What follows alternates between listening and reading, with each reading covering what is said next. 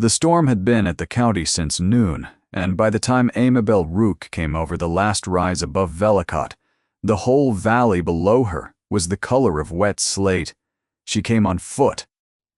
The carrier had put her down at the turnpike 2 miles back, and would go no further with a laden cart in such weather, and she had not argued, because arguing cost money, and she had 9 shillings in the world. So she walked. Her box would follow in the morning. She had her father's leather satchel over her shoulder, and the rain coming through her bonnet in a steady, cold thread down the back of her neck, and she had walked those 2 miles thinking about how she would look when she arrived, and what she would say, and whether 3 years had changed him. Then she came over the rise and saw the fire. The tithe barn stood at the bottom of the home meadow, 300 years of black oak and thatch, and it was burning at the western end with a light that turned the rain to falling brass. She heard the men before she could make them out. There is a particular sound a crowd makes when it is losing. It is not shouting.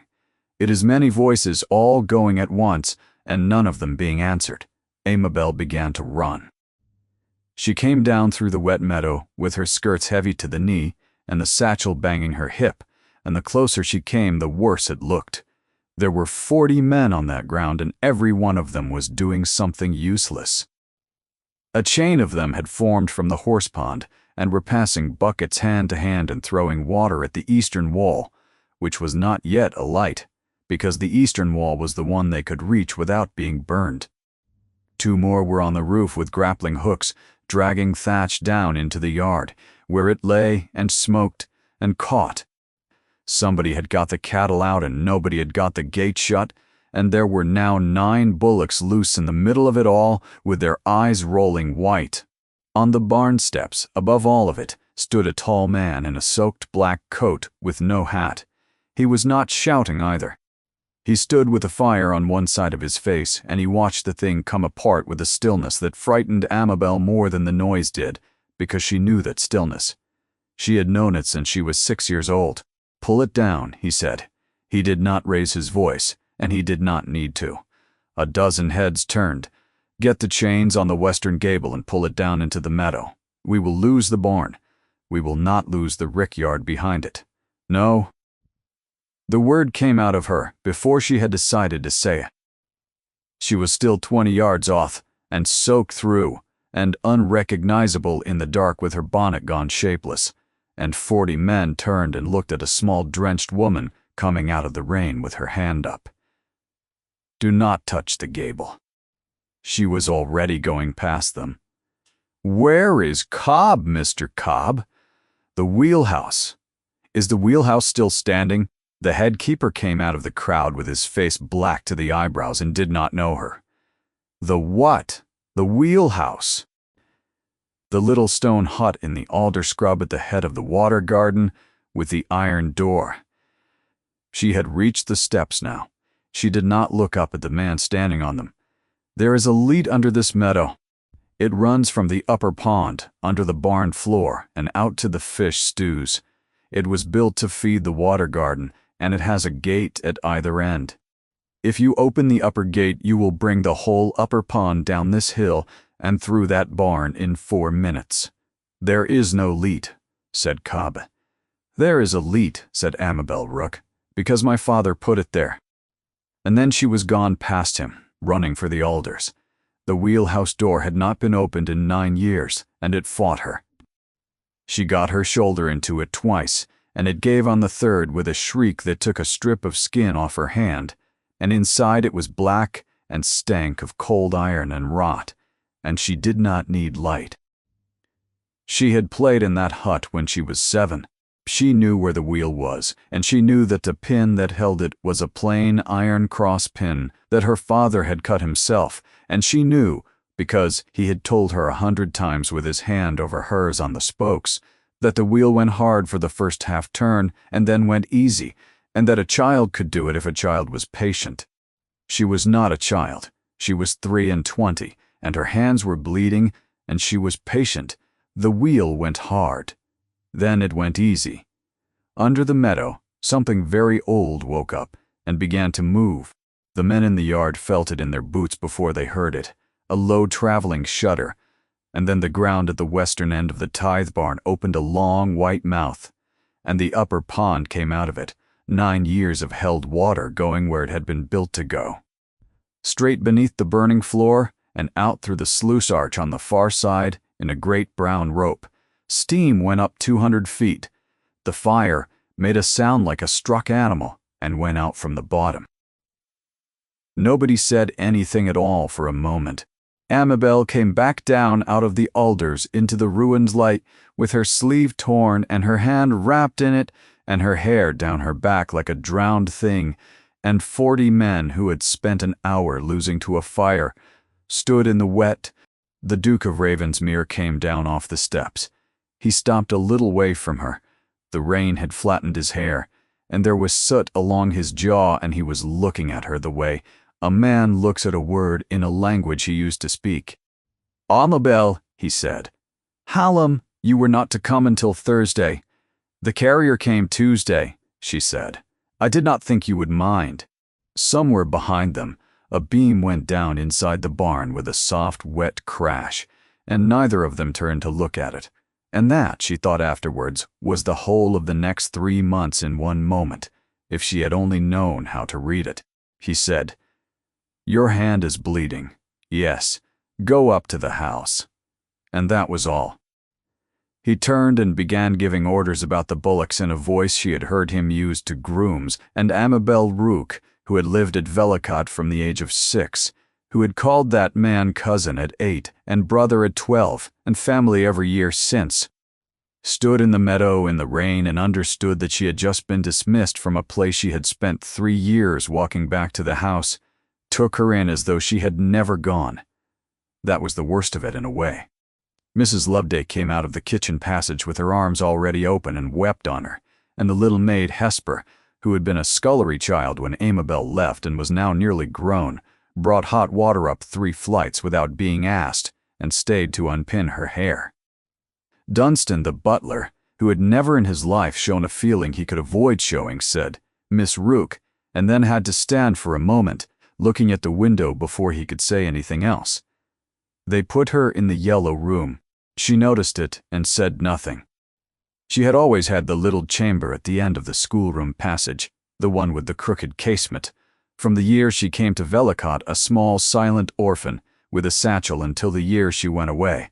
The yellow room was a guest room. It was a good room. It was on the other side of the house entirely, and everything in it was clean and cold and belonged to nobody. She sat on the edge of the bed with her hand bound up in linen, and she thought, very clearly, "I have been put in the guest wing of my own home, and in 11 weeks I shall be married and gone, and neither of those things is an accident." At 10:30 she went down for the book she had left in the library. She went barefoot, out of an old habit of that house, on the wide, shallow oak stairs that did not creak if you kept to the wall side. The library door stood a hand's breadth open, and the fire in there was still up, and she had her hand out to push it when she heard Dunstan say her name. Amabel stopped. She was not a woman who listened at doors. She would say that to herself many times over the following months, with less and less conviction, and it was true in the way that things are true before they stop being true. "She has a right to know it, Your Grace," Dunstan was saying, "if I may say so. She is not a child now. She has no right to know it." The Duke's voice was low and quite level. "She has a right to be safe and to be provided for and to be let alone. And those 3 things and this one thing cannot stand in the same house together. And when she asks, she will not ask. She has never once asked in 17 years. She was a child for the first 9 of them. There was a silence in the library. Amabel stood in the dark of the passage with her bare feet going cold on the boards and did not move. "Mr. Lyle is a dull man," the Duke said at last, "and a cold one, and he will not make her happy, and he will not make her wretched either, and he has 3,000 a year and a clean name, and no reason on God's earth to look into hers. She will be married in the 3rd week of September. She will go into Berkshire, she will be Mrs. Lyle, and she will be out of this county and out of that man's reach, and it will be finished, and you will have kept your word." "I will have kept my word to a dead man." "A word does not lapse," said the Duke of Ravensmere, "because the man you gave it to has stopped being able to hold you to it. Rather the reverse, Dunstan. That is the entire nature of the thing." A pause. The fire shifted. Not a word to her. Not one. Not if she weeps, and not if I do. Amabel went back up the stairs on the wall side where they did not creak.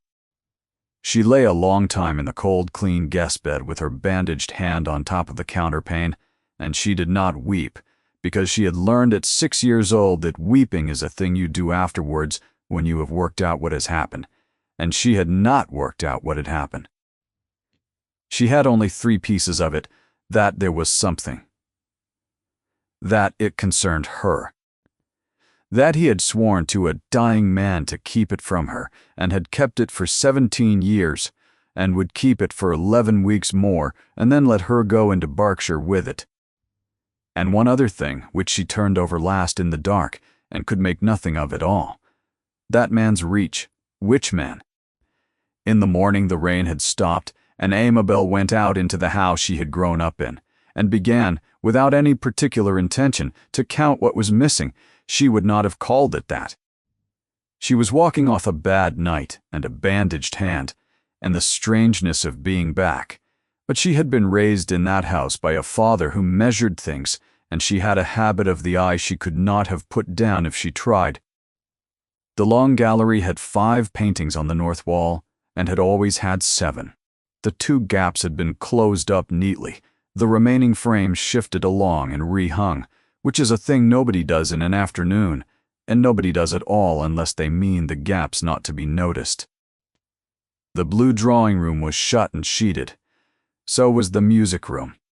So was the whole of the west passage, where the shutters were barred, and the air had gone flat and sweetish with damp, and where a wet stain had come down the plaster from the cornice in a shape like a spread hand. In the kitchen, the range smoked, and Mrs. Loveday, cutting bacon, said to Flew wanted sweeping and had wanted sweeping since Candlemas, and that the sweep would not come until his account was settled, and his account would not be settled, because accounts were now settled quarterly at Nethercote by Mr. Frayne. And Mr. Frayne settled what Mr. Frayne thought fit. "And who is Mr. Frayne?" Amabel asked. Mrs. Loveday put the knife down. "The family's attorney, my dear. He had the ordering of your own poor father's affairs before ever he had the ordering of ours, which is how his grace came to trust him. He took the estate in hand after the old Duke died, and old Pledger, that was steward here 40 years, was let go the winter after, and there has been no steward since. Only Mr. Frayne, that has the paying of everything, and the papers of everything, and the keys of the muniment room." She picked the knife up again and did not look at it. "There is no steward at Vellicott." Amabel stood in the smoke and looked at the green bacon and the 2 overworked girls and the range that would not draw. In a house this size. "There is Mr. Frayne," said Mrs. Loveday, as though that were the same thing or the exact opposite of a thing, and could not have said which. Amabel went out through the kitchen court and down the wet path to the water garden, because that was where her feet had been taking her since she woke. Her father had built it. That was not a family story. It was a fact of engineering, set down in the parish records and in his own hand, in his own notebooks, and it was the reason Ambrose Rooke had come into that county at all.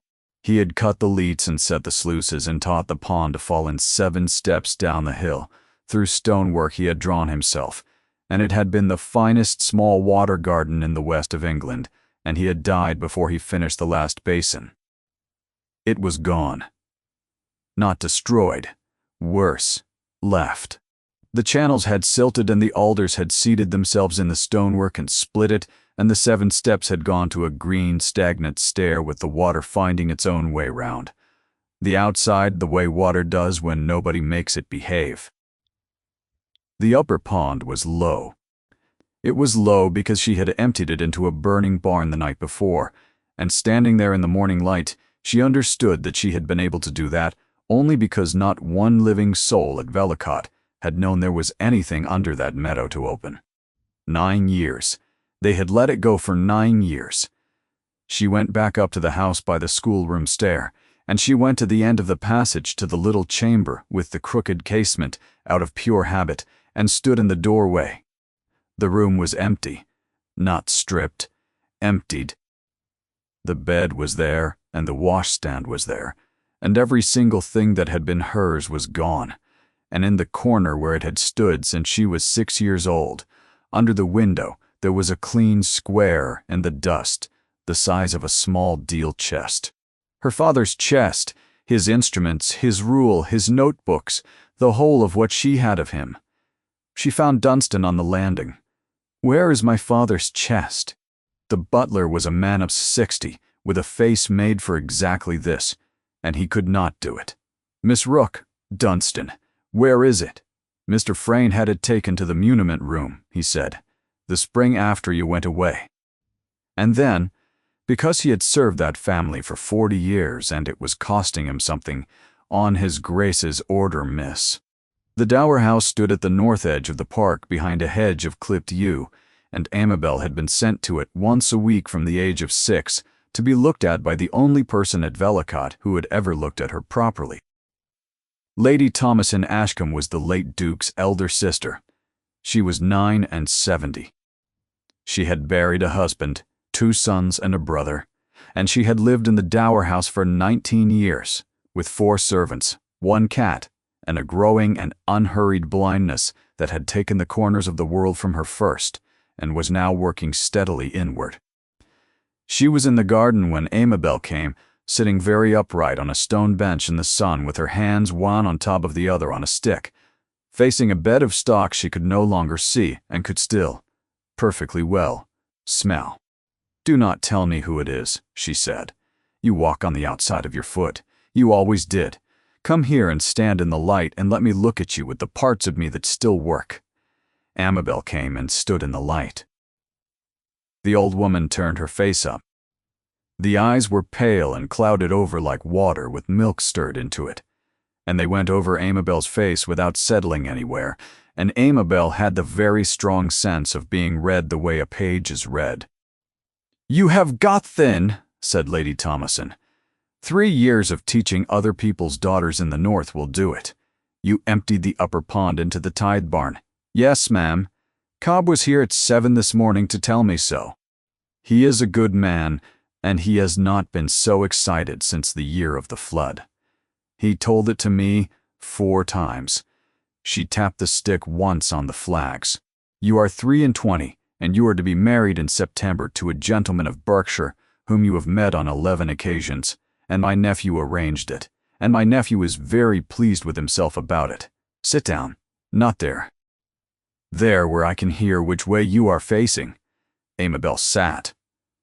"Now," said Lady Thomasin, "you have been in that house for 2 days. Tell me what you have seen, and do not be kind about it."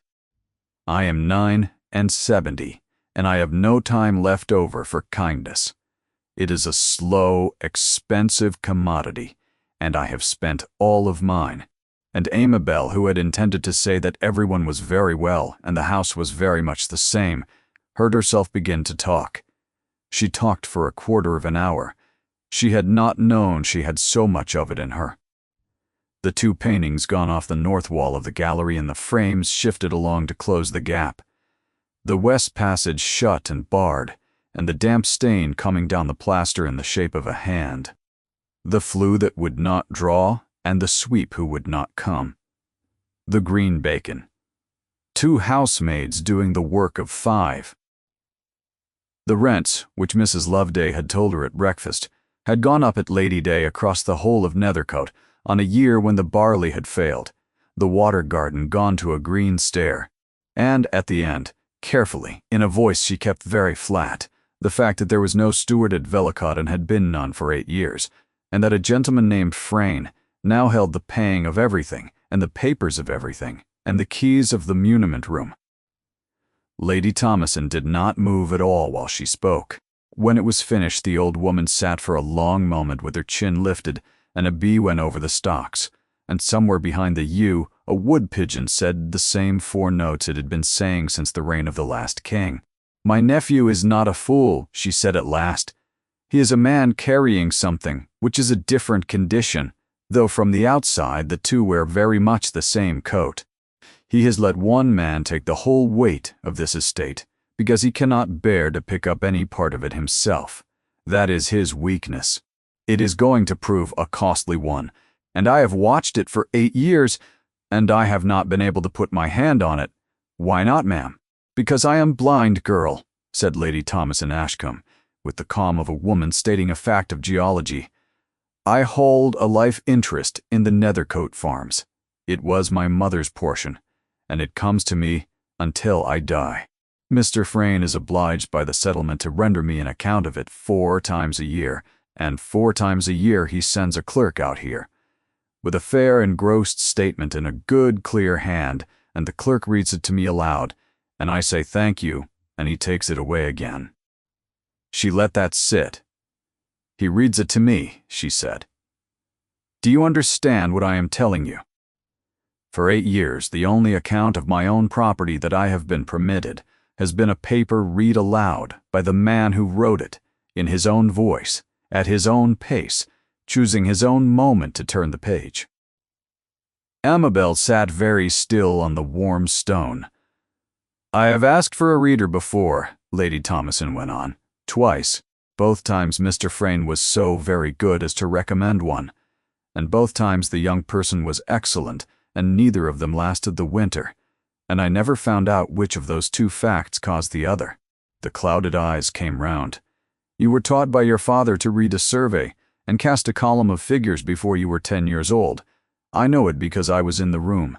Ambrose Rook had no patience with a girl who could not add. Something went through Amabel at her father's name, in that dry old voice, said out loud in daylight, the way nobody at Vellicott ever said it, ma'am.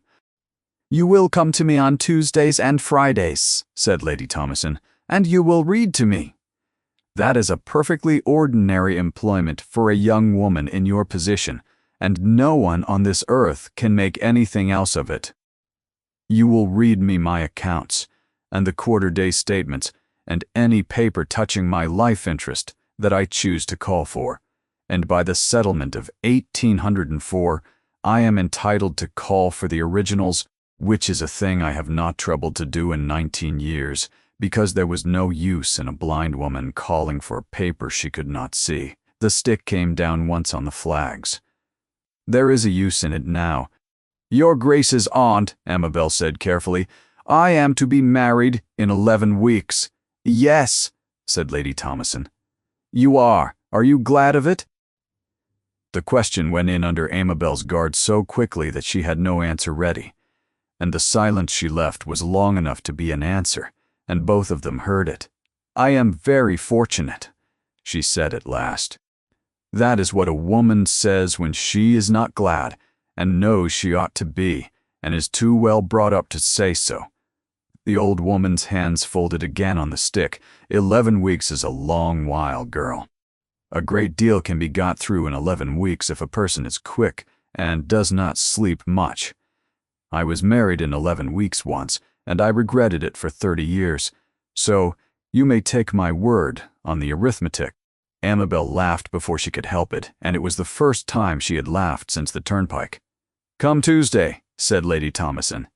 And Amabel, ma'am, the old face turned away, toward the stocks, toward the smell of them. When you read to me, you will read every line as it stands upon the page, not the sense of it, the words. And if there is a line you do not understand, you will not skip it to spare me, and you will not ask Mr. Frayne what it means. She paused. You will ask me, why should there be such a line?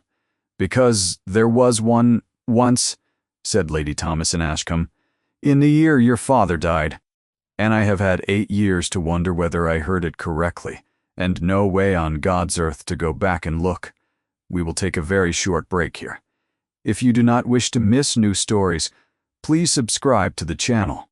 Amabel did not sleep much after that, which turned out to be exactly as useful as the old woman had promised.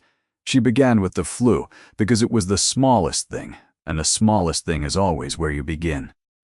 She walked to Nethercote on the Wednesday morning, found the sweep in the yard behind the smithy, and learned in 4 minutes that he was owed £1.11 from the previous autumn, and had been told at the attorney's office in March that the account was disputed and would be looked into.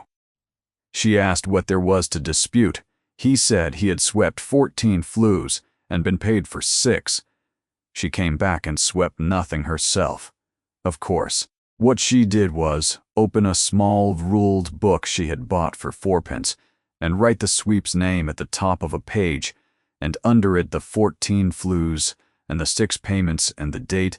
He had been told the account was disputed, and the name of the clerk who told him.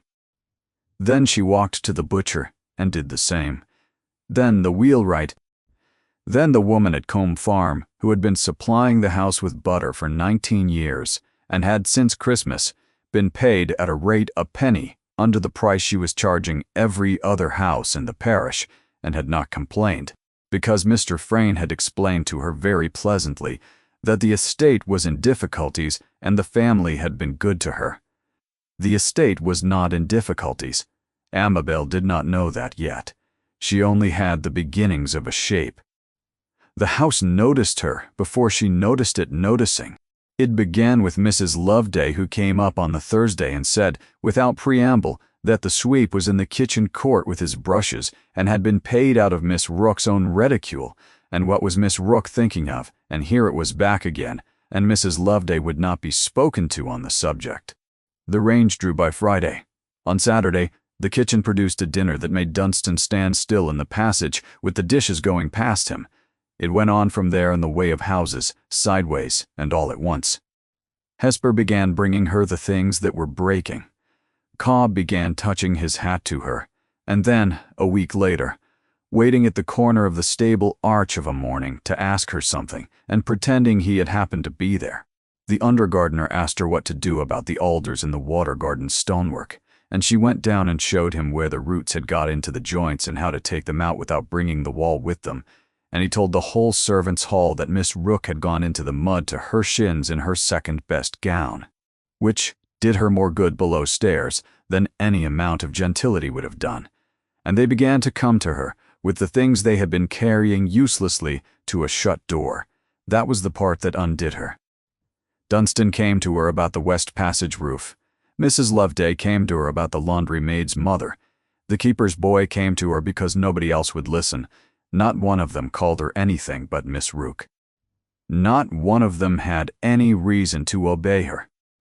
She had no place in that house, no office, no keys, no wage, nothing but a wedding date, and 9 shillings and a 4-penny book. And by the middle of August the whole household had quietly begun to run itself through her, and no one had said a word about it out loud. And Amabel understood one night on the schoolroom stair that she was doing exactly and precisely the thing she had wanted her whole life to be allowed to do, and that she had 8 weeks left of it. The Duke saw it too.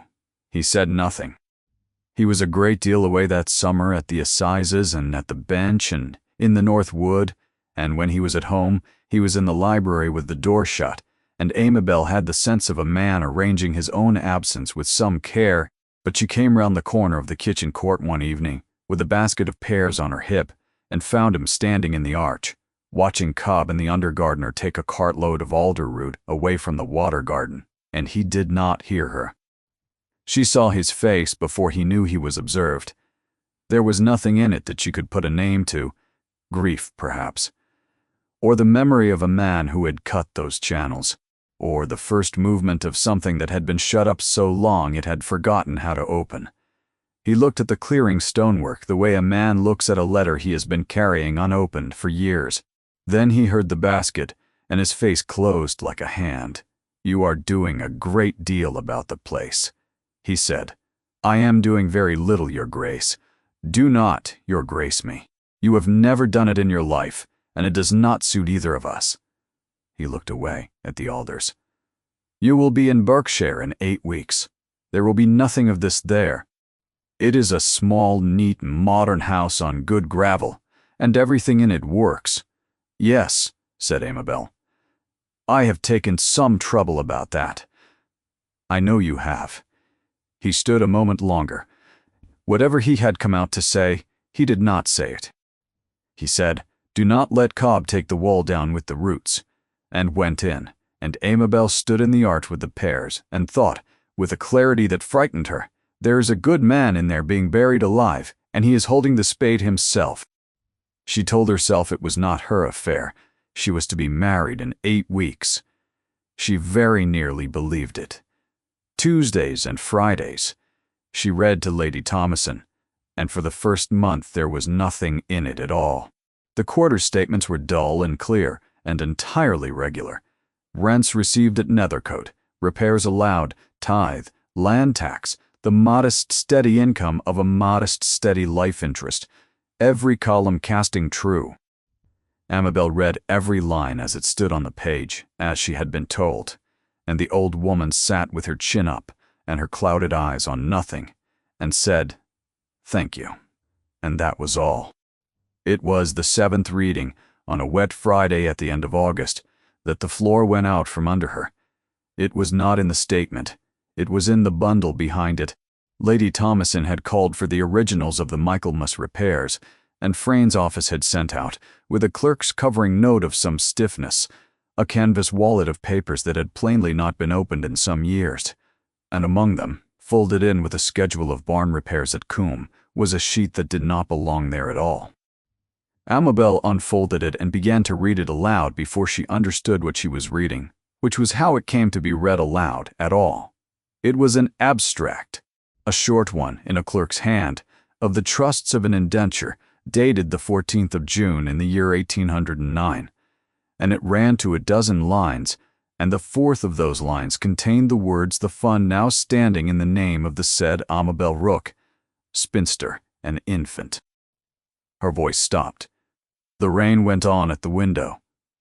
Lady Thomason's hands did not move on the stick. "Go on," said the old woman, "ma'am. Go on, girl. Every line as it stands," Amabel went on. Her voice came out level and did not sound like hers. A dozen lines. The fund of £4,900 in certain lands lying in the parish of Nethercote, held upon trust by Barnabas Frane of Nethercote, gentleman's sole surviving trustee, and the income thereof to be applied at the trustee's discretion during the minority of the said infant, and the capital to be transferred and paid over absolutely. She stopped again at the last clause, and this time it was not shock. It was cold. "Read it," said Lady Thomason, "upon the day of her marriage." Amabel read, "Unto her husband." The rain went on. "There," said the old woman in a voice that had gone very quiet and very old, "is the line I heard 8 years ago." Amabel did not sleep at all that night, and in the morning she did the thing she had been raised to do, which was to go and look. She had the excuse ready, and did not need it. Lady Thomason had written to Frane's office in her own crooked blind hand, a hand nobody could dispute and nobody could quite read, calling for the originals of the Nethercote leases, and by the settlement of 1804 she was entitled to them, and the muniment room at Vellicott was the place where such things were kept. Frane came out from Nethercote himself on the Monday to see them found. Amabel had never met him. She had expected something hard. Quote, "What came up the drive in a neat gig was a mild round gentleman of 45 in a good coat, who took off his hat to her in the hall, and said her name with the particular warmth of a man who has been looking forward to something. 'Miss Rook, I have been hoping to have the pleasure.' Her ladyship writes to me that you are reading her papers to her, which is a great kindness, and a great relief to me, for I have never liked the business of a clerk reading a lady her own accounts. It has always seemed to me indelicate." "It seems so to her ladyship too," said Amabel. "Did it?" He smiled, and the smile was warm, and it went no distance at all into his face. "Well, well, come along and let us find these leases." The muniment room was at the end of the north passage, stone-floored and stone-vaulted, cold in August, with a barred window and shelves to the roof. There were 2 keys to it. Dunstan kept the house key, as he had kept it for 40 years, and Frane carried a second on a ring in his own pocket, which had been cut for him after the old Duke died, and had never been on any hook in that house. And her father's chest was standing against the north wall under the window, where it had stood for 8 years. Amabel did not go to it. That was the hardest single thing she did that summer, and she was never entirely sure afterwards how she managed it. She stood in the middle of the cold room with her hands folded and watched Frayne take down a deed box, and she said in a voice of no particular color, "That is my father's chest." "It is. His Grace had it put here for safekeeping when you went into the north. There was no one in the schoolroom passage, and things go astray in an empty wing." He did not look round. "You have only to ask, of course, and it shall be taken up to you." Then I ask, "Certainly, certainly." He set the deed box on the table and turned, and the smile was exactly where it had been. "I shall have a man bring it up on Thursday." He did not have a man bring it up on Thursday. He did not have a man bring it up at all, and when she asked Dunstan on the Saturday, Dunstan looked at the floor and said that Mr. Frayne had left instruction that the chest was not to be moved until the leases were returned to his office, as the papers were under his hand while they were out of it. So she knew, then, that he was afraid of her. He came again on the Tuesday of the following week and found her alone in the muniment room with the leases spread on the table, because she had asked Dunstan for the house key and had been perfectly open about it, and had been there 4 hours. "You keep a great many papers these days, Miss Rook, for a young lady with a wedding to think of." "Her ladyship keeps me busy, her ladyship." Frayne came round the end of the table, soft-footed for a heavy man, and stood looking down at the leases with his hands behind his back. "Her ladyship is 79, and her sight is quite gone, and her memory, I am sorry to say, is not what it was. I have known her to call for a paper twice in a month, and forget she has seen it. It is a sad thing. One is glad she has occupation. Her memory is excellent, is it?" He turned. The round face was mild, and the eyes above it were not. "May I offer you a word of counsel, Miss Rook? From a man who had the ordering of your own father's affairs before you could walk, and has the very warmest regard for you. You may offer it. You are an orphan." He said it gently, and it went in like a nail. "You have no father, no mother, no brother, no family living, no fortune, no expectations, and no home, but the charity of a gentleman who has been extremely good to you, and who is under no obligation whatever. In 11 weeks you will be Mrs. Lyle of Berkshire. That is a very great deal more than most young women in your position ever come to, and it has been got for you by people who wished you well." The smile did not move. A young woman so situated does well to be quiet, to attend to her clothes, to ask no questions whose answers cannot possibly be of use to her. Readers come and go at the Dower House, Miss Rook. They do not stay. I should be very sorry indeed to see you go before your time." Amabel put down the leash she was holding and looked at him for a long moment without any expression at all, and she saw it under the smile for half a second and knew it for what it was. He had not come in to frighten her. He had come in because he was frightened, and a frightened man cannot stay away from the thing that frightens him. "I keep excellent accounts, Mr. Frayne," she said pleasantly. "It is the one accomplishment I have that nobody has ever wished me to stop. Good afternoon." She walked out past him with the leases under her arm. Her hands did not begin to shake until she was on the stair. She did not go to Hallam. She thought about it for 4 days and 4 nights, and she did not go, and her reasons were good ones, and she knew even at the time that one of them was cowardice. The good reasons were these. She had a dozen lines of an abstract, copied out now in her own hand and hidden under the paper lining of her workbox, and a dozen lines of an abstract are not proof of anything. She did not know whether Hallam knew of the trust. If he did not, she would be bringing him an accusation against the man who ran his whole life on the word of a paper she had read once. If he did know, then he had known since she was a child, and had said nothing, and was marrying her into Berkshire in September, and she was not ready to look at what that would mean, and under all of it, the things she was ashamed of. If she spoke, she would be seen. And if she was seen, there would be questions, and the questions would go where all questions about Amabel Rook went, which was back to a wet March 8 years before, and a man drowned in his own water garden, and an inquest that had lasted one afternoon. She had been 15. She had not been permitted to attend. Nobody at Velicott had spoken of it since, and Amabel had built her whole life on not asking, and she understood, on the fourth night, lying in the cold yellow room, that she had been complicit in her own ignorance for 8 years, because ignorance had been the price of being allowed to stay. Better to hold her tongue for 11 weeks. Better to go into Berkshire and be Mrs. Lyle and let a rich man's estate rob itself. It was not her house, it was not her fight. She told herself all of that.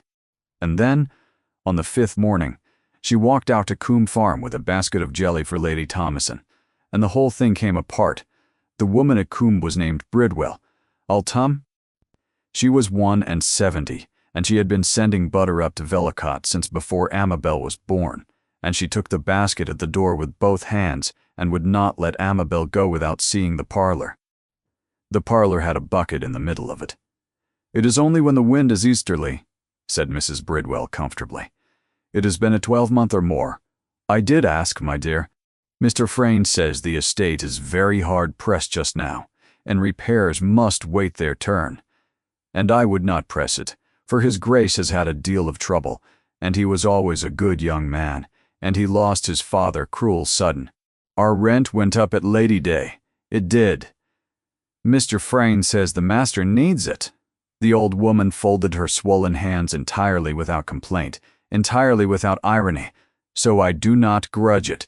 He is a good landlord. I only wonder the roof is not mended, for it is his own barn, and rain does a barn no good at all." Amabel stood in the little wet parlor and looked at the bucket. It was his own barn. That was the whole of it in a sentence, out of the mouth of a woman who had never in her life read a column of figures. The rain was coming into his own barn, and she had a 4-penny book upstairs with 14 flues and 6 payments in it, and a butter price a penny unto the parish, and a rent raised in a year the barley failed, and a dozen lines of an abstract copied under the lining of her work-box, and she had spent 4 nights deciding that the tidiest course was to say nothing and go into Berkshire. "Mrs. Bridwell," she said, "how much has the rent risen?" £2 the year, my dear. And has anything been done to earn it?" The old woman thought about it, and being honest said, "No." Amabel walked back across the park in the September sunshine with the empty basket, and somewhere between the ford and the yew hedge, she stopped being a young woman waiting to be married and became something else entirely. Lady Thomason sent for her the following Tuesday, and did not begin with the accounts. "Sit down," she said, "there where I can hear you. I have a thing to give you, and I am going to make a small speech first, and you will not interrupt me, because I am old and it is my house." On the table at her elbow, on a folded square of green baize, lay a leather roll.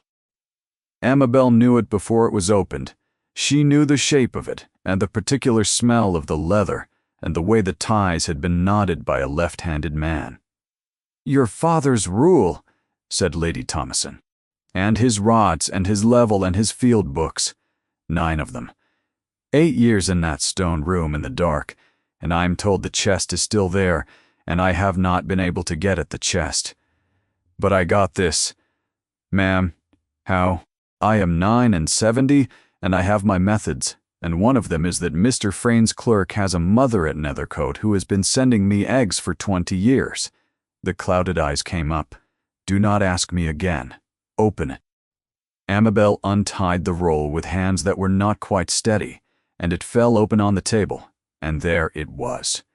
The brass folding rule, worn to a soft gold at the hinges by 30 years of a man's thumb. The little level with the bubble still true. 9 field books in cheap marbled board, the covers foxed, the corners gone soft. She put her hand flat on them and did not say anything for some while. "Now, attend to me," said Lady Thomason Ashcombe. "Those are not keepsakes. I did not go to the trouble of a clerk's mother for keepsakes. Your father surveyed every field, every drain, and every roof on this estate in the last 4 years of his life, and he wrote down what he found in those books.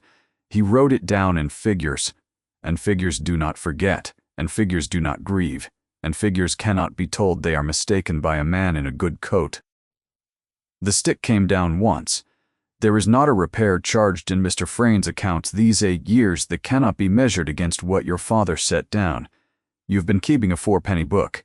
I know about the 4-penny book. Everybody in this parish knows about the 4-penny book. Now you have something to keep it against, ma'am, said Amabel. If I do this, I cannot afterwards not have done it.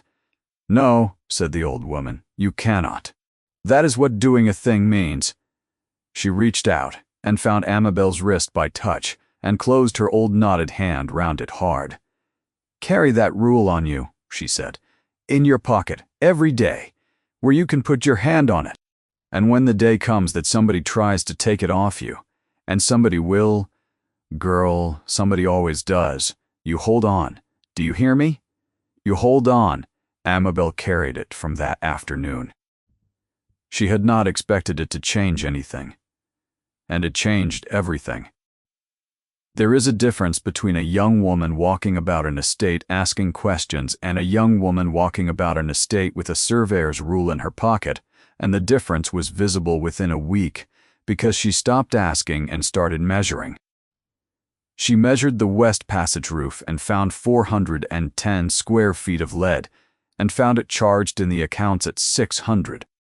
She measured the Coombe barn against her father's field book and found the roof described there as sound in his last year and never once repaired since, though it had been repaired 3 times on paper, at £11, at £14, and at £9.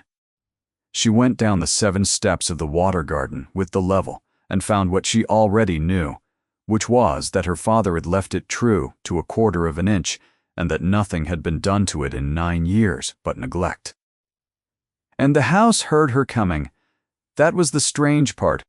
She had no keys and no title and no wage, and Mrs. Bridwell at Coombe had told the whole parish about the young lady who had asked how much the rent was risen and had written it down. And by the middle of September, the tenants of Nethercote had begun to come up to Vellicott on their own feet. Who was not authorized to do anything of the kind, had begun putting them in the small parlor and telling them to wait. The wedding clothes came from Bath on the 20th of September. Amabel stood in the yellow room while Hesper pinned the hem and looked at herself in the glass and white sarcenet, with the brass rule in the pocket of the gown underneath, and thought about how many days were left, and found that she had stopped counting them toward the wedding and started counting them against it. Mrs. Sidonie Bracken came to Vellicott on the last day of September, and everything that happened afterwards happened because of her. She was the Duke's cousin by marriage, the widow of his mother's nephew, and she had been born to a great deal more than she now had. Her husband had died at Lisbon 15 years before, owing money in 3 counties. She was 37, handsome in a hard, bright way, and she had been coming to Vellicott more and more often since the old Duke died, and staying longer and longer, and it had been years since anyone had asked her when she meant to go home. She did not want the estate. She was cleverer than that. What she wanted was to be the woman at Vellicott, the one who ordered the dinners and sat at the foot of the table and was written to by the neighborhood, and she had very nearly had it, and she had had it because there was no one else. And she understood the moment she came into the hall on the last day of September that there was now somebody else. She saw the swept flue. She saw the shortened dinner table and the mended napkins and the west passage shutters opened air. She saw 2 tenants sitting in the small parlor waiting for a girl in a gray gown. Something had grown up in the garden while her back was turned. Sidonie Bracken was not Frane. She did not smile and threaten. She watched for a week, and at the end of the week she had understood a thing that Frane in 8 years had never troubled to think about, which was that Miss Amabel Rook was not merely competent. Miss Amabel Rook was afraid of something. "Rook," she said one afternoon over Lady Thomason's tea, turning the name on her tongue like a sweetmeat. "It is a North Country name, is it not? Or Lincolnshire? One never knows with the short names. Your father was an engineer, I think, my dear. A canal man. He was, ma'am. How very useful. And he died here, did he not? The teacup went down without a sound in the water garden. I was not at Velicott that spring. One heard so little about it afterwards. It is odd, is it not, how a whole family can decide at once not to mention a thing, and then find after a year or two that they cannot mention it, and after 8 that nobody remembers how it began. There must have been an inquest. There was. And what did it find? I was 15, ma'am. I was not told. Were you not? Said Sidonie Bracken softly, and looked at her for a long moment with bright, unmoving eyes. Were you not? How extraordinary. And you have never asked, in 8 years, and you are to be married in 3 weeks, and you have never once asked. She picked up her cup again. I watch Miss Rook. It is my one accomplishment. My cousin thinks me an idle woman, and he is quite right, but I watch. Lady Thomason, from the depths of her chair, made a small, dry sound that in a less dignified woman would have been a snort. But Amabel walked back across the park that evening, and understood that the mild attorney was not the danger. It moved quickly after that, the way a slow thing moves quickly at the last. Sidonie Bracken wrote letters. She had a great many correspondents and no money, which is a combination that makes a woman very industrious, and she wrote first to a cousin at Bristol, who had a connection in the north, and then, when that came back thin, she did the obvious thing that nobody had done in 8 years. She sent to the county town for the coroner's file. And on the 2nd of October, in the small parlor at Velicott with the tenants gone home and the light going, Mr. Everard Lyle of Berkshire arrived 4 days before he was expected and asked to speak to his intended wife alone, and was very pleasant about it, and shut the door. He was a dull man and a cold one, and Amabel had never disliked him, which she afterwards thought was the most damning thing she could have said about 11 meetings. There is a small matter of business, he said, which my attorney wishes settled before the ceremony, and I would rather bring it to you myself than have it come from Mr. Frayne. It is a formality. It concerns the settlement. I have no settlement, Mr. Lyle. I have nothing at all. You have been very good to take me without it. Everard Lyle looked at her with genuine surprise, and then slowly with something that was almost pity, and it was the pity that told her. My dear Miss Rook, he said, is that what you have been told? The clock in the small parlor went on. Say the rest of it, said Amabel. There is a fund, he said, of £4,900, and the Nethercote land with it, and it has been standing in trust for you since you were 4 years old, and it comes to me absolutely on the day we are married, and it is, I will not pretend otherwise, the reason my attorney was willing to advise the match. I understood you knew. Frayne assured me you knew. A pause. He was not a wicked man. He was worse. In his way. He was a reasonable one. He said you were a sensible girl who did not wish to make a fuss about it. Amabel stood very still with her hand in her pocket on the brass rule. How long has Mr. Frayne administered it? 19 years, since your father settled it upon you as an infant, and has any account of it ever been rendered to me? You were a child. I am 23. Everard Lyle opened his mouth and shut it again, and for the first time in 11 meetings Amabel saw him think. No, he said. No account has been rendered. My attorney asked for the schedule twice this summer, and was told it was in the country. He was quiet a moment. I did not like that. I have not liked it since August. I'm not a clever man, Miss Rook, and I'm not a generous one, but I do not care to be made a party to something I have not been shown. Then do not marry me on the 6th, said Amabel.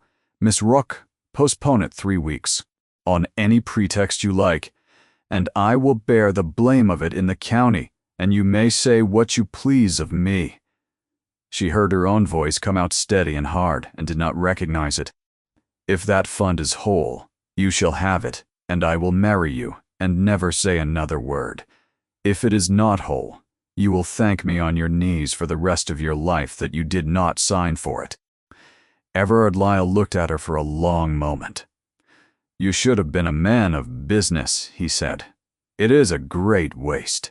He postponed the wedding the next morning, citing his mother's health, and rode back into Berkshire, and Amabel went to the muniment room with Dunstan's key to fetch her father's chest at last, and found the door standing unlocked and the room empty and the chest gone. The reckoning came 4 days later, and it did not come the way she had planned it. She had planned to go to Hallam on the Monday, with the fourpenny book and the field books and the abstract, and lay it all on the library table at once. She had it ready. She had sat up 3 nights fair copying it, 1 column of what was charged, 1 column of what her father had measured, 1 column of the difference, 3 years of it, and the difference ran to £1,200 on the roofs alone. What actually happened was that Sidney Bracken's packet arrived from the county town on the Sunday morning, and Sidney Bracken opened it at the breakfast table in front of the Duke, Lady Thomason, Mr. Frayne, who had come out to Vellicott the moment he heard the wedding was postponed, and Amabel. "Cousin," she said brightly, "I have had the most extraordinary thing." "Sidney," said the Duke, "no, you must let me. It concerns the family." "It concerns Miss Rook, indeed, and I think she ought to hear it, for she has been kept in the dark most cruelly, and I cannot think it right." The paper crackled. "It is the coroner's inquisition upon the body of Ambrose Rook, taken at Nethercote in March of 1818. I sent for it out of pure vulgar curiosity, and I am not ashamed of it." Amabel put down her cup. Hallam had gone the color of the tablecloth. "Sidney, put it down." "The verdict was accidental. Death," said Sidney Bracken, which everyone knew. "But there is a deposition attached, and it is signed by the late Duke, your father, and it says something rather remarkable, which is that Ambrose Rook went into the North Basin on the 14th of March to close a sluice that had been left standing open, and that the sluice had been left standing open on the late Duke's own order, against Mr. Rook's written warning, 3 days before, because his Grace wished the basin full for a party of visitors. The room had stopped. He drowned," said Sidney, closing his employer's mistake. "And there is a note in the file, in the coroner's hand, that the family desired the deposition not be read out in open court, and it was not read out, and that is why nobody in this county has ever heard it." She looked round at them all, bright and hard and rather magnificent, and quite unaware. Amabel thought afterwards that she had just destroyed the wrong person. "Well, I call that a thing a daughter ought to be told." Nobody spoke. Then Amabel heard her own voice from a long way off. "Hallam, did you know that?" He stood up. He put both hands on the back of his chair, and he opened his mouth, and Mr. Barnabas Frayne rose very quickly out of his own seat and said that this was a most improper conversation to hold before a lady in Miss Rook's situation, and that he must beg, as the family's man of business, to have the paper handed to him at once. "Sit down," said Lady Thomason Ashcombe, without turning her blind face an inch. "Nobody in this room has asked you for anything for 8 years, and look what it has cost us. Hallam, answer her." He looked at Amabel across the length of his father's breakfast table, and she watched a man come to the end of 8 years in about 4 seconds. "Yes," he said. "Since when?" "Since the night he died. I was 23. I was in the room when my father told the coroner what he wished done, and I said nothing, because I was 23, and he was my father. His voice was perfectly level, and his hands were not. He was dying himself by the Christmas after, and he made me swear on it that you should be provided for and settled and married well away from this county, and that you should never be told, because if you were told, you would spend your life knowing that the man who kept you and fed you and paid for your schooling had killed your father through vanity. He said it would poison you. He said a child cannot carry that, and I swore it, and I have kept it, and I have watched you call me family across this table for 17 years. You let me thank you," said Amabel. "Yes, every quarter day. For my schooling, I wrote you letters from the north, thanking you for my schooling." "Yes," said the Duke of Ravensmere. I have them all." Lady Thomason's stick came down on the floor like a shot. "And in all that time," said the old woman, "did you once look at what that man was doing with the child's money?" The silence went a different color. Frayne was already halfway to the door. "Dunstan," said Amabel without turning round. "Shut it, please." Dunstan shut it. What followed took 2 hours, and there was nothing dramatic in it at all. Which is the thing about theft. She read out the 4-penny book. She read out the 410 square feet of lead charged at 600. She read out the Coombe barn roof, sound in her father's hand and repaired 3 times on paper for £34. She read out the sweep, 14 flues and 6 payments, and the butter at a penny under the parish, and the rents risen at Lady Day in a year the barley failed, and the 2 paintings off the north wall of the gallery, which had gone to a dealer at Bath. In the spring of the year she went into the north, and had been entered in the accounts as a sum received for timber. And then she read out the abstract of the 14th of June, 1809, and asked Mr. Barnabas Frayne, sole surviving trustee, to render an account of a fund of £4,900. He could not. He tried for some time. He was very fluent, and he had a great deal of law, and he was still talking when Hallam said, quite quietly, "Barnabas, where is her chest?" And that was the end of him, because the chest was in the gig, and the field books had been in the chest, and there was no innocent reason on earth for a trustee to be carrying a dead surveyor's field books out of a muniment room 4 days after the surveyor's daughter began measuring roofs. He went to the county bench on the Tuesday and to the assizes in the spring. He had spent the greater part of it. What was left came to £1,200 of the 4,900. The Duke made up the whole of the difference out of his own pocket before the month was out and never mentioned it. And Amabel found out from the bank 2 years later that left Sidonie Bracken. She had sat through the whole 2 hours in the corner of the room with the coroner's file crushed in her lap, and she had watched the machine she had set going come apart, plank by plank, and when Frayne was gone, she stood up. She was still handsome and still upright, and she made one last throw with the courage of a gambler staking the last of it. "You will turn me out, I suppose," she said to the Duke. "Say it, and have done. I have 140 a year and a widow's cap, and I shall go and live at Bath among women who knew me when I had a carriage, and be asked to make up a table at whist, and that is the whole of the rest of my life, and you may all be very glad of it. Sidonie. I am not sorry." Her voice was bright and brittle as struck glass. "I sent for that file to ruin her. I did. I wanted her gone, and I am not going to stand here and pretend otherwise. But do not look at me as though I were a monster, cousin. Because I am not a monster. I am afraid. I have been afraid for 15 years. Do you know what it is to be poor among people who were once your equals? You have never in your life not known where you would sleep. It is very tiring. You have not the faintest idea." Hallam's face had gone hard as the forecourt in the rain. Amabel knew exactly what he was about to be, which was just, and just would be, the end of Sidonie Bracken. "May I?" she said. He looked at her. He closed his mouth. He inclined his head. Amabel went and stood in front of the frightened, upright, hateful woman who had spent a fortnight trying to destroy her, and did not gloat, because she had learned young that gloating is precisely what your tormentor is braced for, and she had never once in her life given a tormentor what they were braced for.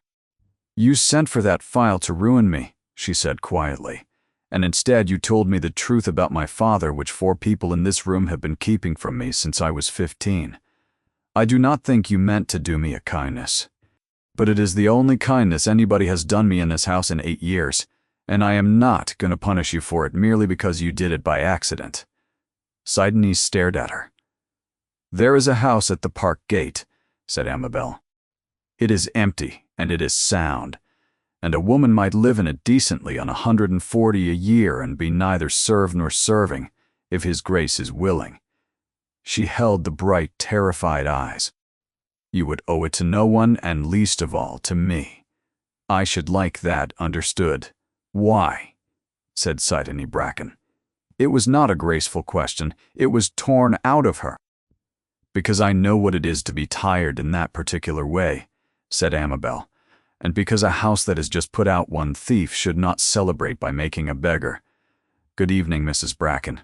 The Duke of Ravensmere looked at his cousin, and then at his father's ward, across the wreckage of 8 years of his own silence, and something in his face that had been shut since the year he was 23 came quietly and painfully open. He came to her in the water garden the next morning.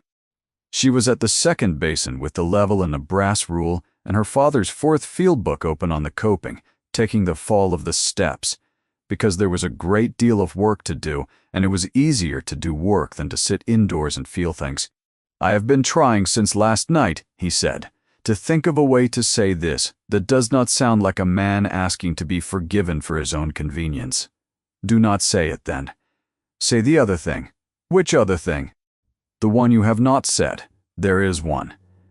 She did not look up from the level. There has always been one. I have known it since I was 17 years old, and I have spent 6 years telling myself I was imagining it, and I would like, please, after this week, to stop being managed. Hallam was quiet for a moment. I could not court you, he said, while I was keeping that from you. Do you see? Any other man in England could have. I was the one man alive who could not, because every hour I spent with you was an hour I was choosing not to tell you, and I could not ask a woman to marry me on the strength of a silence. So, I found you a dull, safe, honest man in another county, and I paid for your clothes, and I meant to stand in that church and give you away, and I had it all arranged, and I thought I was being good. He looked at the ruined stonework. I have never in my life been so pleased with myself as I was in July. It has been a considerable education this quarter. Amabel closed the field book. You should have told me at 15, she said. It would have been terrible, and I would have hated you for a year, and I would have got over it because I am my father's daughter, and I can carry figures I do not like. You decided I could not. That is the part I mind, Hallam. Not the promise. The deciding. I know it. Do you? Do one. I have known it since the morning you emptied my pond into my barn, said the Duke, and I have been standing about my own house for 3 months watching a woman I had written off as a burden run the entire place with a 4-penny book, and telling myself it did not signify. He turned to her. It signified. She waited. Amabel, I have nothing to offer you that is not tangled up in the worst thing that ever happened to you. My father's vanity killed your father. My father's money paid for your schooling. My silence nearly married you to a man who was buying you. If you tell me to go into the house and never speak of it again, I will do it, and I will settle the estate on you tomorrow, and I will not think you unkind. Amabel Rook stood by her father's second basin, with the brass rule in her hand. When I was 6, she said, I came to this house with a satchel and nobody spoke to me for 4 days, and on the 5th day a boy of 14 took me down here and showed me how the sluice gate worked and let me turn the wheel myself. And I have called you family for 17 years, and I meant it every single time, and I do not take it back now. She put the rule in her pocket. But I am not your ward, and I am not your obligation, and I am not a thing that was left to you. So you may ask me properly, or not at all. Not here, he said. She looked up. You have been talked about in this county for 3 months, said the Duke of Ravensmere, as the charity girl who could not hold a wedding together. I have heard it at the bench, and I have heard it at the assizes, and I have said nothing, because saying something would have meant saying everything. I am done with that. If I ask you in a garden with nobody by, they will say I did it quietly because I was ashamed, and they will say it for 30 years. And one day it will be said in front of our daughter. He put his hat on.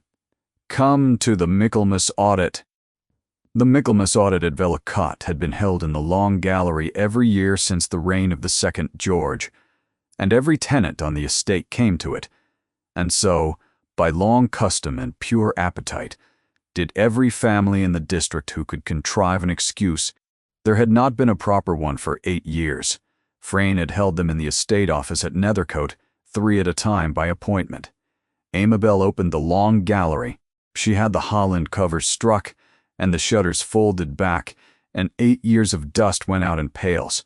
She had the sconces cleaned and put 40 candles of good beeswax in them that did not smoke. She had the rent table brought up from the office at Nethercote by cart and set at the north end under the 2 gaps in the pictures, which she did not fill because she wanted every man in that room to ask what had hung there. And she wore the gray stuff gown she had worked in all summer, with the brass rule in the pocket, because she had a great deal to do that day, and nothing whatever to prove. They came at 11. 90 tenants and half the county behind them, and the room had not been so full since the old Duke's time, and the noise of it went up into the plaster ceiling and stayed there. And the Duke of Ravensmere stood up at the rent table and did the thing nobody in that county had ever seen a landlord do. He read the accounts out, all of them, the true ones. Every rent risen at Lady Day, and by how much, and on whose authority. Every repair charged and never made, by name of farm and sum of money. The lead, the barn roofs, the sweep, the butter. He read out what his father's silence had cost and what his own had cost after it, and he did not once use the word mistake, and he did not once mention the assizes. And when he had finished, he said that every shilling wrongly taken would be counted back into the hand of the man it was taken from, on his own doorstep, before Christmas, and that the estate would in future be run by a steward, and that he had asked one to take it. "You will find," he said, "that she has been doing it since July." There was a sound in that room then that Amabel felt in the floor. And then the Duke of Ravensmere came down off the step and crossed the whole length of his own long gallery, through 90 tenants and half the county, in front of every soul who had spent 3 months saying that the charity girl could not hold a wedding together, and stopped in front of a woman in a gray working gown with a 4-penny book under her arm. "Miss Rook," he said, so that a great many people heard it, "I have known you since you were 6 years old, and I have been wrong about you for 17 years, which the whole of this parish has now heard me admit and may enjoy at its leisure. I am asking you in front of them because I have done everything else about you in private, and it has been a disaster. Will you marry me?" Amabel Rook looked up at him. The candles were burning, and the shutters were open, and Mrs. Bridwell of Coombe Farm was crying quite openly by the door, and somewhere near the rent table Cobb had begun, in the manner of a man who does not know he is doing it, to applaud. "Yes," she said. They were married in the spring at Nethercote Church, where her father was buried under a stone she had had cut with a line out of his own field book, which nobody in the parish understood, and which she never explained. Lady Thomason came up on her nephew's arm and wept exactly once, and pronounced it the outside limit of what any sensible woman should permit herself, and live 2 years more. She died in her chair at the Dower House on a bright autumn morning, with the smell of stocks coming in at the window, and her spine straight to the last. And that was the one grief the whole business could not mend. It is the way of houses. The dead do not come back, because the living have finally learned to be honest. The £4,900 came into Amabel's own hands on the day of the wedding, which was the trust's provision, and could not be helped, and she signed the whole of it back into the estate that afternoon for the roofs. Gombarn was mended before the harvest. So were 9 others. Every rent risen at Lady Day was put back, and the difference returned to the last shilling, cottage by cottage, and where Frayne had squeezed a man for £2 a year. For 3 years the man had £6 counted into his hand on his own doorstep by the new Duchess, who wrote it down in a 4-penny book. Everard Lyle married a woman in Berkshire with 3,000 of her own, and being a reasonable man, sent a very civil letter. Idney Bracken lived at the Park Gate. She was not softened all at once, because a woman does not unlearn 15 years of fear in a season. But she came up to the house when she was asked, and discovered, being clever, that she was a great deal better at ordering a household than at watching for other people's false steps and she took the whole of the still room and the linen and the dinners, and the two women arrived, if not at friendship, then at the particular respect of people who have both been frightened for a living. The water garden ran again by the second summer. 7 steps, true to a quarter of an inch, and the last basin finished at last from the drawing in the 4th field book, 9 years after the man who drew it had died, closing somebody else's mistake. On a warm evening at the end of that summer, the Duke of Ravensmere came out to look for his wife, and found her where he had half known she would be, sitting on the coping of the second basin, with the water going down past her in its 7 steps, and the brass folding rule in her hand, turning it over and over. She was not measuring anything, she was only sitting with it, the way a person sits with a thing that has come right at last. "You have put the whole place in order," he said. "There is nothing left to save. What will you do with yourself now?" Amabel looked up at him across the falling, water level and clear and unafraid, exactly as she had looked at him from the wet meadow on the first hour of the first day, when he had stood on the barn steps and told 40 men to pull it down. "I shall find something," she said. "I always do. I cannot bear waste. You know it is my besetting sin. Then stop working and come and sit down. You have been buried in that book since Tuesday." "I am not buried," said Amabel. "You are buried. I have only been busy. There is a considerable difference, and you had 8 years to learn it." He laughed, which he had not done much in the years she had known him, and came and sat down on the warm stone beside her. The light went off the top step, and then off the second, and the house behind them was full and lit and honest, and the water went on down through her father's stonework the way he had built it to go. She had spent 17 years in that house, being carefully kept from one thing, and had believed the whole time that she was being loved, and she had learned, at 23, in a wet parlor with a bucket in the middle of it, the thing she would spend the rest of her life believing, that being protected from the truth is not the same as being cared for. That it is nearly always a kindness done to the person keeping the secret, and that the people who love you are the ones who will tell you the worst thing in the world, and then stay where they are standing and hold your hand while you learn to carry it.